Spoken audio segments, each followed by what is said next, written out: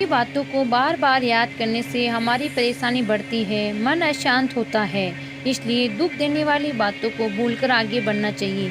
तो चलिए इस संबंध में गौतम बुद्ध की एक प्रेरणादायक कहानी मैं आपको सुनाती हूँ। एक दिन भगवान बुद्ध एक गांव में उपदेश दे रहे थे। उन्होंने कहा कि हर किसी को धरती माँ की तरह सहनशील तथा क्षमाशील होना चाहिए। क्रोध ऐसी आग है जिसमें क्रोध करने वाला दूसरों को जलाए तथा खुद भी जल जाए। सभा में सभी शांति बुद्ध की वाणी सुन रहे थे, लेकिन वहां स्वभाव से अति क्रोधित एक ऐसा व्यक्ति भी बैठा था जिसे ये सारी बातें बेतुकी लग रही थी। वह कुछ देर ये सब सुनता रहा। अचानक ये आग बबूला होकर बोलने लगा, पाखंडी हो, बड़ी बड़ी बातें करना यही तुम्हारा काम है। तुम लोगों को भ्रमित कर रहे हो। तुम्हारी ये बातें आज के समय में कोई मायने नहीं रखती। ऐसे कटु वचनों को सुनकर भी बुद्ध शांत रहे। उनकी बातों से ना तो वह दुखी हुए और ना ही कोई प्रतिक्रिया की। ये देखकर वह व्यक्ति और भी क्रोधित हो गया और बुद्ध के मुंह पर थूक कर वहां से चला गया।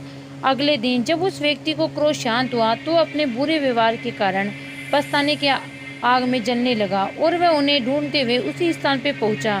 पर बुद्ध वहां मिलते हैं वह तो अपने शिष्यों के साथ पास वाले एक अन्य गांव के लिए निकल चुके थे। व्यक्ति ने बुद्ध के बारे में लोगों से पूछा और ढूंढते ढूंढते जहां बुद्ध प्रवचन दे रहे थे वहां पहुंच गए। उन्हें देखते ही वह उनके चरणों में गिर पड़ा और बोला, मुझे क्षमा कीजिए प्रभु। बुद्ध ने पूछा, कौन हो भाई तुम? क्या हुआ? क्यों क्षमा मांग रहे हो? उसने कहा, क्या आप भूल गए हैं? मैं वही हूँ जिसने कल आपके साथ बुरा व्यवहार किया था। मैं शर्मिंदा हूँ। मेरे द्वारा किए गए दुष्ट आचरण की क्षमा याचना करने आया हूँ। भगवान बुद्ध ने प्रेम पूर्वक कहा, बीता हुआ कल तो मैं वही छोड़कर आ गया। तुम अभी भी वही अटके हुए हो। तुम्हें अपनी गलती का आभास हो गया। तुमने पश्चाताप कर लिया। तुम निर्मल हो चुके हो। तुम आज में प्रवेश करो। बुरी बातें और बुरी घटनाएं याद करते रहने से वर्तमान और भविष्य दोनों बिगड़ जाते हैं। बीते हुए कल के कारण आज को मत बिगाड़ो। उस व्यक्ति का सारा बोझ उतर गया। उसे भगवान बुद्ध के चरणों को छूकर क्रोध त्यागने का और क्षमाशील का संकल्प किया।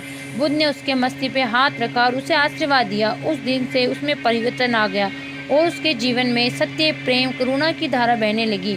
मित्रों, बहुत बार हम बीते हुए समय की गई किसी गलती के बारे में सोच कर बार बार दुखी होते हैं और खुद को कोसते हैं। हमें ऐसा कभी नहीं करना चाहिए। गलती का एहसास हो जाने हमें उसे कभी न दोहराने का संकल्प लेना चाहिए और एक नई ऊर्जा के साथ वर्तमान को दृष्ट बनाना चाहिए। मैं आशा करती हूँ कि आपको ये कहानी बहुत ही पसंद आई होगी।